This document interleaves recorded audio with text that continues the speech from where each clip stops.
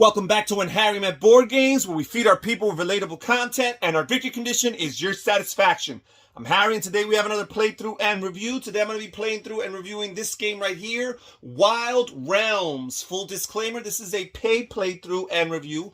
Another disclaimer, this game is still in prototype form, so while you'll get a very good idea of what the game looks like and what the components consist of, this is still not yet finalized production. Now, Wild Realms here is a game for 2 to 4 players, recommended ages of 12 and older, and according to the box here, the estimated game length is anywhere between 50 to 70 minutes. And this is pretty much what the game looks like, and this right here is a setup for a 2-player game. Again, the game can go up to 4 players, but for the purposes of this video, I'll simply be simulating a 2-player experience.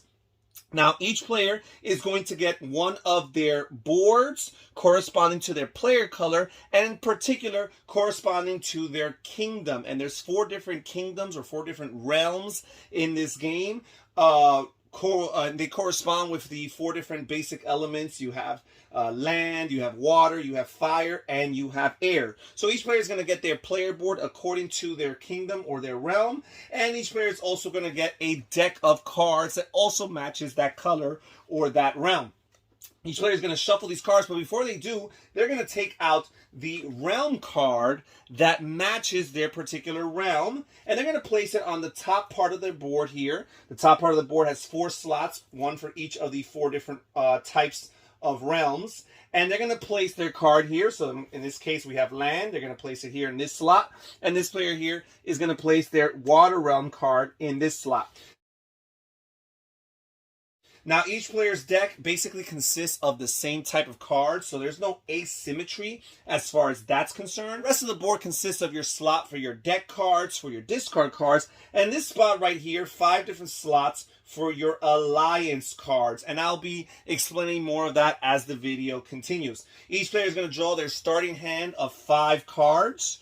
You're going to start the game with 5 cards, and you're going to end each turn with 5 cards. So let's take a look at these cards here and the different cards that you find in the game. First of all, we have these realm cards, and this right here is the fire realm, for example.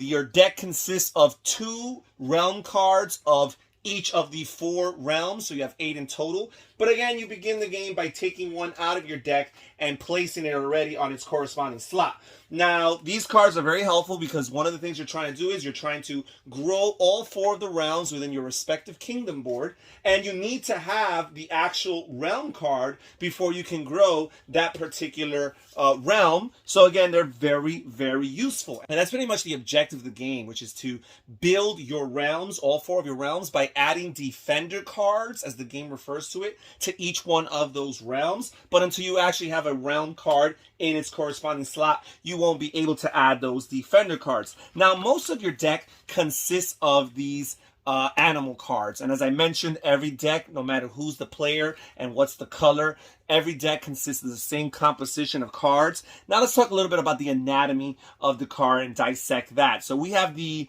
name of the animal, the green cricket. Underneath it, we have the family group it belongs to. It is an insect. Now on the banner here on the upper right-hand corner, we see a logo or a symbol, an icon, that indicates the class type.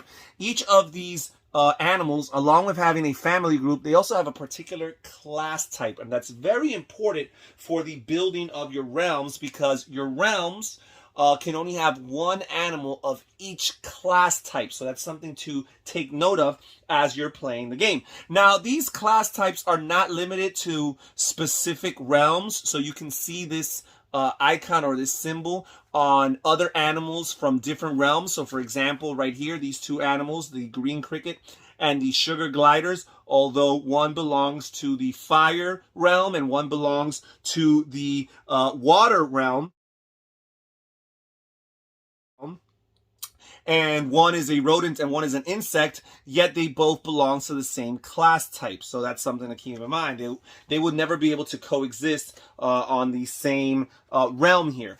Also on these cards, you're going to find on the upper right-hand corner of most of these animal cards, you're going to see a number. And this is referred to as their strike value. There's a great deal of attacking taking place in this game, and that conflict will be resolved through the rolling of these D12 dice that the players will be rolling, and again, resolving their outcomes. And basically they had to match these numbers in order to successfully hit these animals. And as you can see, some animals don't have any numbers on their upper right hand corner, which makes them safe from attack, potentially speaking. Now, also here on the center of the card here, you're going to find their rolling ability. Some cards are going to tell you that they do not roll any dice at all.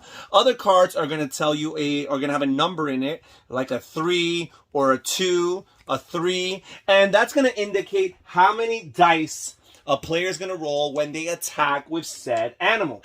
And underneath that, you're going to see an ability. These cards, many of these animals have special abilities. Here it says, discard all insects and birds from target realm. So although this animal here will not be able to roll dice to resolve conflict, they'll be able to deal damage or hurt their opponent in a different way because they'll be able to target particular cards, in this instance, the insects and the bird cards. And that's pretty much it as far as the anatomy of the cards. Let's simulate what a turn looks like. So a player's turn is divided into 4 different phases. The first phase allows a player to play any legendary beast cards they might have in their deck. And a legendary beast card is a game-changing, game-altering card. There's only a certain amount in your deck, a limited amount, depending on the player count. If you have a 2-player only game, then there'll be only 4 of those cards shuffled into your deck. If you're playing at 3 or 4 players, there'll be even fewer of those legendary beast cards. So this is something that's not necessarily going to happen many times during the course of your game.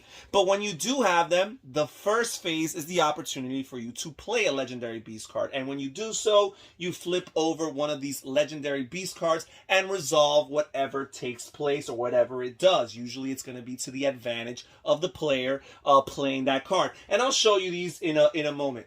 But after you resolve the legendary beast phase, if you are able to, you move on to the second phase, which is basically the heart of the setup for that player's turn. That's when you're going to be playing all your cards in your kingdom. You can play cards into your realm section here on the upper top half of your board. So for example, I have this fire realm card, and I'm going to place this down. However, when you place down a realm card, you better be able or committed to playing down at least one defender. That is one animal card onto that realm. That realm cannot be left there defenseless. So I'm going to go ahead and I'm going to play this Sugar Sliders card here. And it will go there, and it's going to be a defender for my fire realm. And I'm also going to play this Bali Tiger, I should say. I'm going to play this Bali Tiger, and I'll play it here onto my land realm. So both my fire realm and my land realm have a defender on them. And I got to keep in mind what class is there. Because again, I cannot repeat the class. The goal of this game is to build and lock 4 of your realms, and in order to lock them, you're going to have all 5 animal classes represented in a given realm before you're going to be able to lock it. Now, with that being said, I do want to place some cards on my alliance section, because your alliance section is what's going to allow you to do some attacking. So I'm going to place this green cricket card here. And I'm going to place this Screech Owl card as well on my attack. Now, very important, if you do not have a leader card amongst your alliance cards, then you will not be able to attack during the attack phase of your turn. However, I do have a leader card because this little crown symbol on the upper right hand corner, which I didn't mention earlier, this crown symbol indicates that this Screech Owl is actually a leader. So I will be able to do this every time I attack. I will be able to attack as long as I have one leader in my alliance section here. Now that the player is done with their playing cards phase, this would be the time to do an attack. And because the game has just started and nobody has placed any animals yet, there is no attacking to be done. So I'll explain a little bit more about attacking later on. But after the player is done with their attack phase, they will move on to their wrap-up phase. And the wrap-up phase is your opportunity to discard any cards that you want to remove from your hand that perhaps you're not interested in, and draw back up to 5 cards. No matter what, you will always draw back up to 5 cards. If for whatever reason you actually have more than 5 cards at the beginning of your wrap phase, then you would be forced to discard down to 5. That way you end and begin your turn always with 5 cards. Now we're going to move on to this player here. And they do also have a realm card. They have a land realm card here. And they're going to add some defenders. They have some good cards here. They too have the Screech Owl, which they will save for their alliance because it's a leader. And they're going to want a leader in order to attack. Now, each of your realms, if you want to be able to lock a realm, you're also going to need to have a leader card within that realm. So not only do you have to have all 5 animal classes represented, but you also have to have one of those cards at least be a leader. So I'm going to save the leader here for now, just so that I could do some potential attacking. And I'm going to add some of these cards to these different realms. I'm going to add the Barbary Monkey here. Very valuable monkey here. I'm going to add it to this section right here. I'm going to add the Wild Shire to the water realm over here. And I'm going to add the Maine Lobster here to the water realm as well. So I have 2 different types of classes within that realm. So now that this player is done with their playing of cards, they're going to move on to the attack phase. And in this case, we do have at least 1 card in the alliance section that happens to be a leader, because you do need at least one of your animals in your alliance section to be a leader in order to attack. However, there is some limits. Although we do have potential targets here in our opponent's kingdom, there's one very important restriction as far as attacking is concerned. And it's that when you choose your one animal that's going to attack, and it doesn't have to be the leader, although the leader has to be there among the group, the leader does not have to be the one chosen. When you choose which animal you're going to attack with, that animal can only attack a realm that matches its native realm. So in the case here of the Screech Owl, he's only going to be able to attack the air realm of a given opponent. And in this case, this player hasn't even started building their air realm yet, so that's not going to be able to happen. However, you can choose to make a alliance versus alliance attack, and that works a little bit differently than the attacking of a realm. The way it works is, first of all, we're going to disregard anything that the card says as far as the amount of dice rolled and the special abilities. In this case, by default, any player or animal attacking another player's alliance section is simply going to roll 3 of these D12 dice. And we're going to roll these here, and every number that's a match will be a hit. So we rolled a 3, a 5, and a 2. And it just so happens that this player's Screech Owl here is a 3. So they're going to have to suffer the consequence because we rolled a 3. Their Screech Owl is eliminated, and they're going to have to place them into their discard pile. Now, none of the other numbers matched. This green cricket doesn't even have a number here in the upper right-hand corner. So there's nothing else this player could do. And they are done with their attack phase. And again, we move on to the wrap-up phase, where we would be able to discard any cards and finally draw back up to 5 cards. So now we're going to move on to the player on the left's turn. And as you can see here, at the end of my last turn, I drew one of these Unleash a Legendary Beast card. And during the player's turn, during the first phase, that's the window of opportunity to play these cards. So I'm going to discard this here, and this allows me to draw and play the top card of this Legendary Beast deck. And here I have the Lowland Gorilla. And each of these legendary cards are going to have 2 options, and the player who draws it will choose which one they think is most advantageous. So in this case, I could either make players draw and display, or I could draw 4 and display 4 cards. And if any realms are found, I get to choose one to discard, including all its defenders from all opposing kingdoms. And then I would discard all 4 cards. So in a way, This could be detrimental because I would have to discard my cards and get rid of them. But if I'm successful in drawing some of these realm cards, I would be able to hurt all my opponents. And I think if I was playing a 3 or 4 player game, that's the route I would go because the potential is so high. However, I'm only playing one person, so at most I would be able to harm one person. So let me consider the bottom option here. It says all players draw and discard until a realm is found and add realm to hand. So this is a card, this is something that could definitely potentially help other players. It's a good option if you feel in desperate need, I guess, of needing to draw another realm card. But I'm going to choose the former. I'm going to draw 4 cards and discard them. And if any of them are realms, they were not realms, and unfortunately, I'm going to have to discard this legendary beast card, which could have proven useful later. So we're done with that. 2 of the 4 Unleash Legendary Beast card from this deck have been used. And we're going to continue on to the play cards phase of a player's turn. I do have this water realm card here, which I will place here.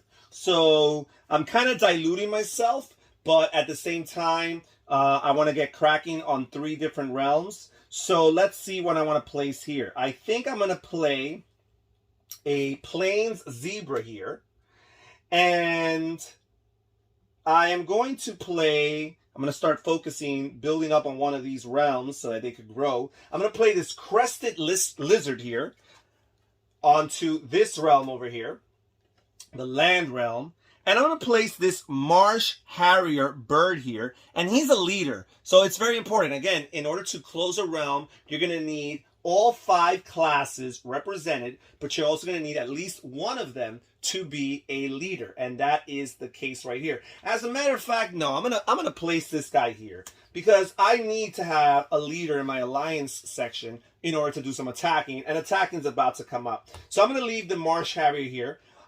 We are done with that. Now we're going to proceed to the attack phase, and I have a leader, so I can attack. I don't need to choose the leader. I could always choose the green cricket to attack the fire realm. However, this player hasn't even started working on the fire realm.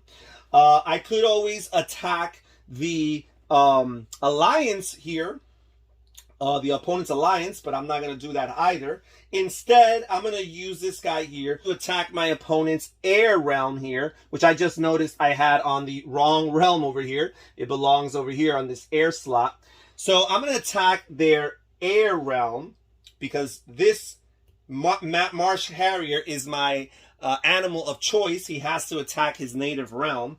And if we check here, he doesn't roll any dice. However, I get to discard all animals from target realm except the one with the highest strike value. So I will not be able to discard the Wild Shire here, for example, but I automatically get to get rid of all others. In this case, there's only one, but that's fine enough. It will do. So I'll make this player here discard their main lobster. And now we will proceed with the wrap-up phase where we will draw back up to 5 cards. Now this player is going to have their turn yet again, and they did not draw any additional realm cards. But they might want to grow their alliances here to have more options as to where they can attack. So they are going to go ahead and they're going to add to some of their respective realms here. They will add this Spotted Trout over here to their land realm. And they're going to add this Tree Kangaroo here to their air realm. And this Tree Kangaroo here is a leader, which is very important because, again, you need to have at least one leader among the 5 different class types in a given realm in order to lock it during the game. So we have this Tree Kangaroo as a leader.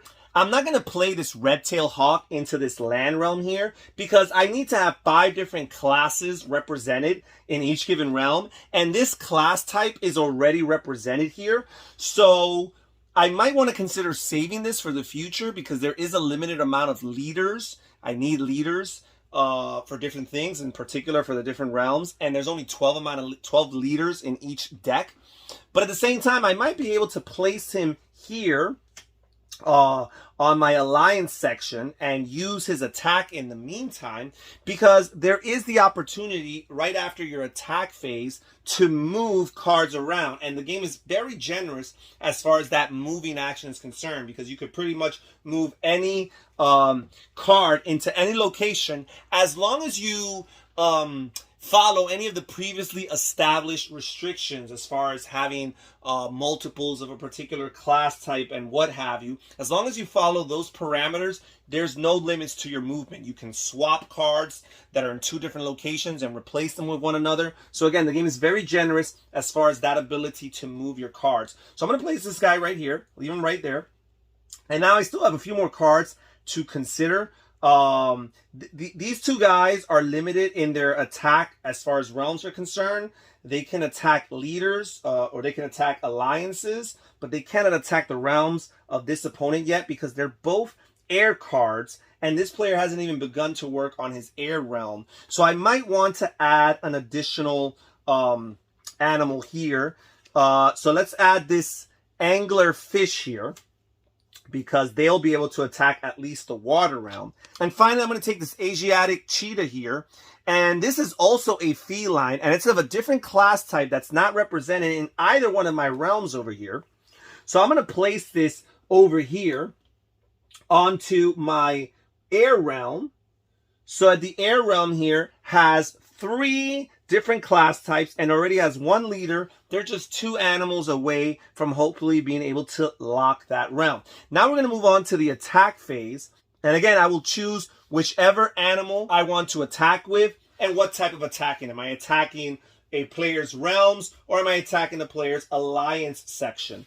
And in this case, I'm going to use this angler fish over here to attack this player's water realm. And now I'm going to follow their attack abilities here, which in this case, there's no written text. However, not only does it tell me that I rolled 3 dice, but I get to roll 3 times. So this anglerfish, although they don't have an additional ability, they get to roll 3 times. And what happens is when you're attacking a realm, it's a little bit different than the attacking of an alliance animal. Whenever you attack an alliance animal, you always roll 3 dice by default. And every number, every result that matches an animal in that alliance section is going to count as a hit. However, when you attack a realm, you're going to roll, and even if there's multiple successes, the opponent will be able to choose only 1 casualty. So in this case, I rolled a 3, an 8, and 11. None of those numbers match with the plain zebra. But let's just say that this person had a few animals in this water realm. And let's say I rolled multiple successes. They would actually only have to choose 1 of their animals to suffer the consequence. Now, the power and the special thing here about this angler fish is that it allows me to roll 2 additional times. So even though I missed, I have a chance of hitting afterward. So I'm going to roll here. I rolled a 7, a 9, and a 2. And again, none of these numbers match the plain zebra. So I'm going to roll a 3rd time finally here. And I rolled a 5, an 11, and another 11. I did not roll a 4. So even though I rolled 3 times, I was not able to successfully defeat this plain zebra over here. And this player here is done with their attack phase. Again, before they move on to their wrap-up phase, if for whatever reason they wanted to move and maneuver and swap and switch any cards around the table, this would be the opportunity to do so. But we're going to leave things just as they are.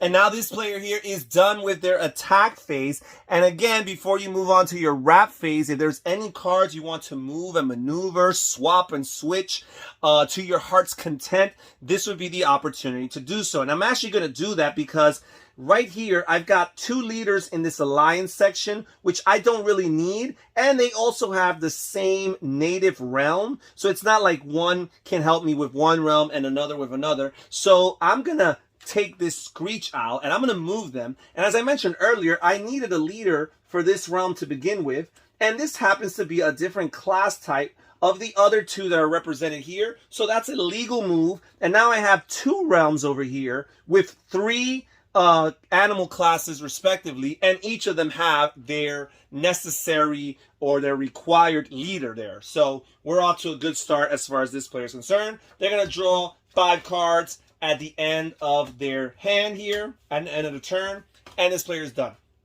We go back to this player over here. He's got 5 cards. None of them happen to be realm cards, but let's see what we can do to grow over here. So first of all, let's add some leaders perhaps of different class types. We're going to add this Dart Frog, which is a leader, and it's a different class type from the other two. As you'll see, it matches the color and the native realm of the Crested Lizard, but that's not the restriction as far as building your realms is concerned. You're looking for this logo or this icon on the upper right hand corner that tells you the animal class, and as long as they're all different animal classes, it's all good. So we're going to put the Dart Frog over here in the land realm, and we're going to add this Tree Kangaroo here, which is also a leader. We're going to add it to the fire realm over here, and again, although they match in color type or native realm, they're actually 2 different animal classes, so it's a valid move, and it's a leader. So now the fire realm also has a leader.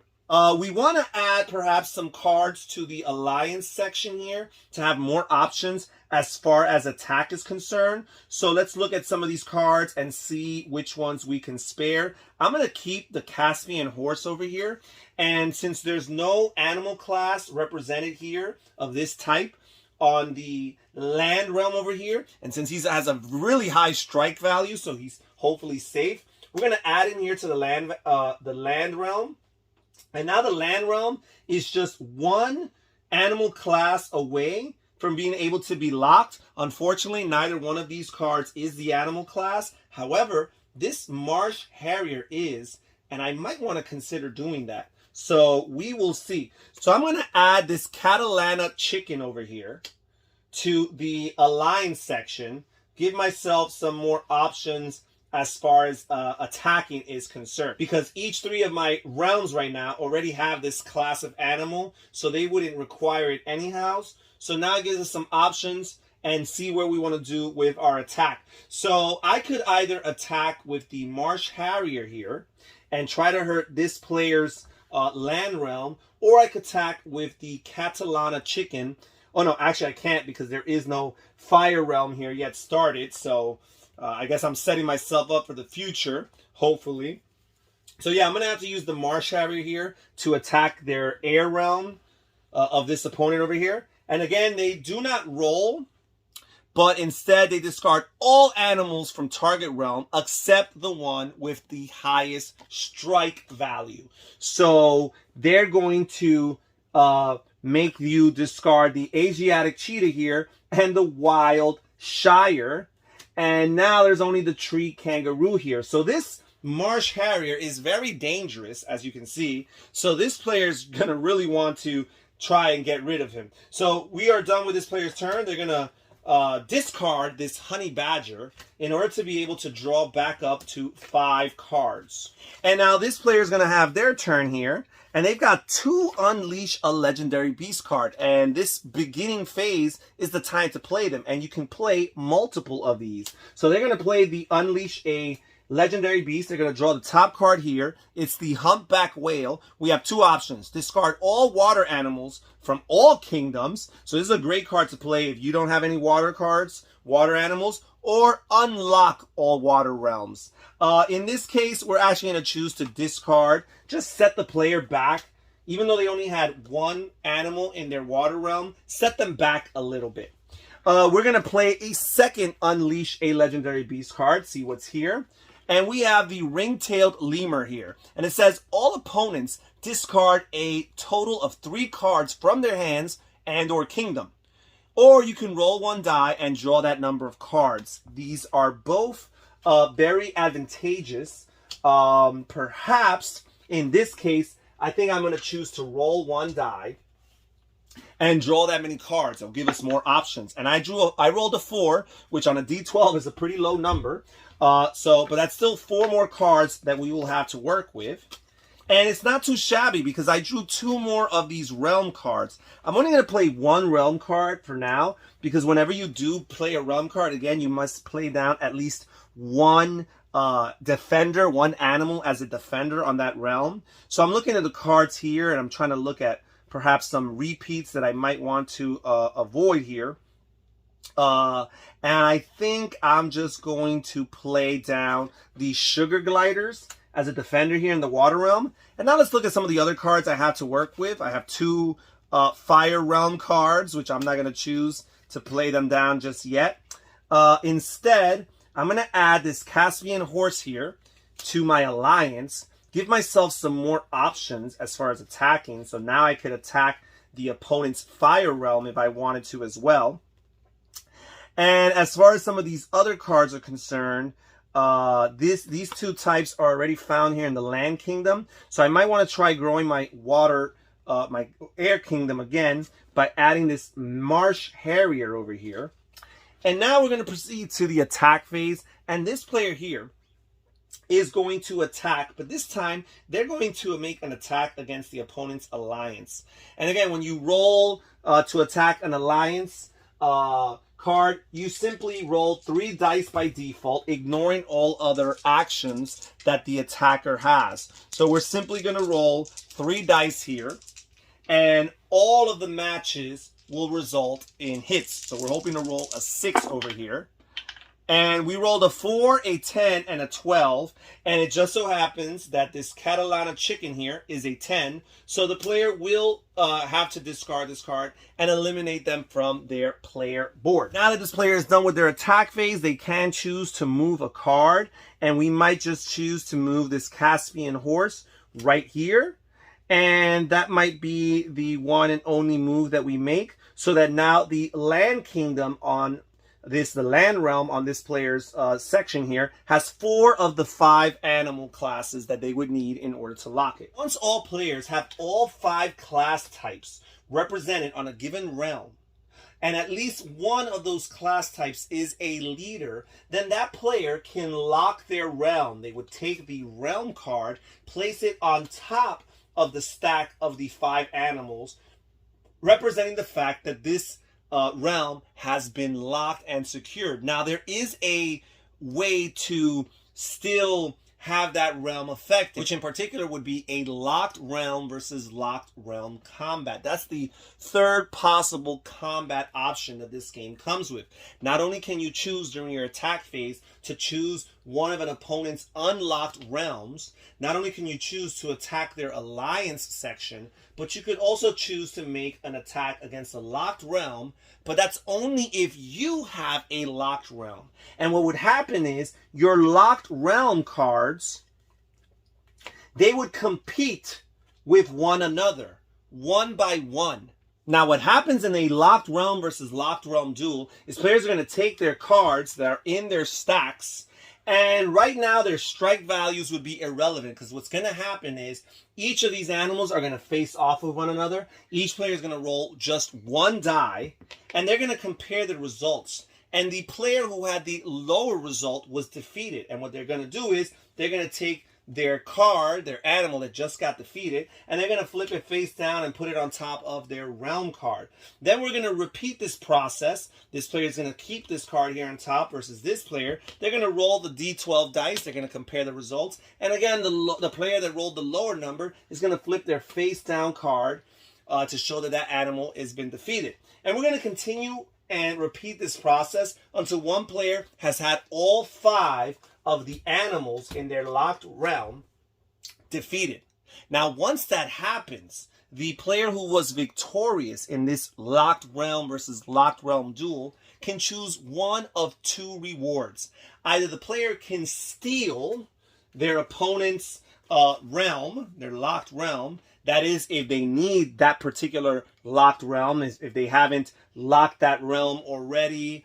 If they already started working on the same type of realm, then they could always discard the realm that they have chosen and replace it with this one. Or instead of stealing this locked realm from your opponent, you can simply force your opponent to discard this locked realm. So although realms that are locked are safer from the other forms of attack, it's not a done deal. They are still susceptible and vulnerable. And if you are a player that's just 1 or 2 realms away from winning the game, this approach of engaging in a locked realm versus locked realm duel is a way to speed up the process towards victory, although it is a bit of a gamble. And that's pretty much it as far as locked realm versus locked realm combat. And that's pretty much it as far as this playthrough.